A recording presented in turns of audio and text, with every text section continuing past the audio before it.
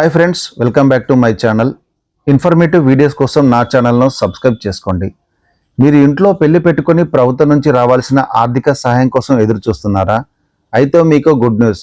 ఇన్నాళ్ళుగా ఎదురు చూస్తున్న కళ్యాణ లక్ష్మి, షాదీ ముబారక్ పథకాల అమలుపై ఒక కీలకమైన అప్డేట్ బయటకు వచ్చింది. అదేంటో ఇప్పుడు వివరంగా చూద్దాం. నిజానికి కాంగ్రెస్ ప్రభుత్వం వచ్చాక నిధుల కొరత కారణంగా ఈ పథకం అమలు కాస్త పెండింగ్లో పడింది. కానీ త్వరలోనే రాష్ట్రంలో మున్సిపల్ ఎన్నికలు జరగబోతున్నాయి. ఈ నేపథ్యంలో ఎన్నికల హామీని నెరవేర్చడానికి ఈ మాఘమాసం నుంచే పథకాన్ని తిరిగి ప్రారంభించడానికి ప్రభుత్వం సిద్ధమవుతున్నట్లు విశ్వసనీయ సమాచారం. దీనికి సంబంధించి అధికారులు ఇప్పటికే కసరత్తు కూడా మొదలు పెట్టేశారు.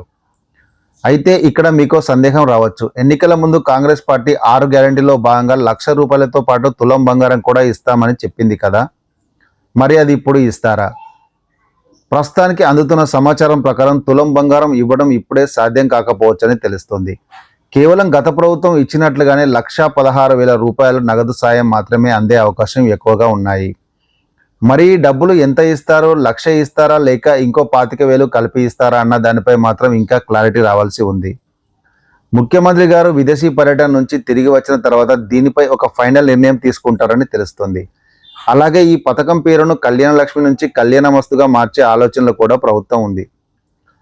ఇక అతి ముఖ్యమైన విషయం, ఈ పథకం ఎవరికి వర్తిస్తుంది? ఫిబ్రవరి నుంచి మాఘమాసం మొదలవుతుంది కాబట్టి అప్పటి నుంచి పెళ్లిళ్ళు చేసుకునే కొత్త జంటలకు మాత్రమే ఈ పథకం వర్తించేలా నిబంధనలు రూపొందిస్తున్నారట.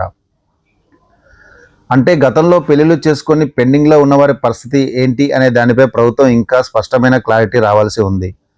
అర్హతల విషయంలో మాత్రం పెద్దగా మార్పులు ఉండకపోవచ్చు. పాత నిబంధనలే కంటిన్యూ అయ్యే ఛాన్స్ ఉంది.